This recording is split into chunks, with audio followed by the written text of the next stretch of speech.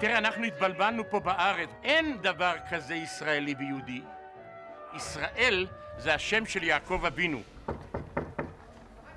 הבט, לעם ישראל, בשפלה, בגבולות 67, כמעט ואין לנו שום דבר קדוש. הדברים הקדושים הגדולים ביותר, הלב של עם ישראל זה הר הבית. אחר כך מערת המכפלה.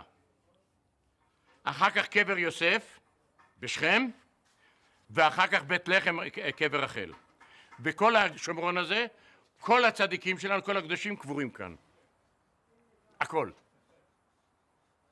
אי אפשר לחיות בלי הר הבית, אי אפשר לחיות. וכדי שאומות העולם לא יגידו לנו גזלתם ממישהו, אז את שכם קנה יעקב אבינו עם כסף, את ירושלים דוד המלך קנה עם כסף, ואת חברון קנה אברהם אבינו עם כסף. זה כל העולם יודע.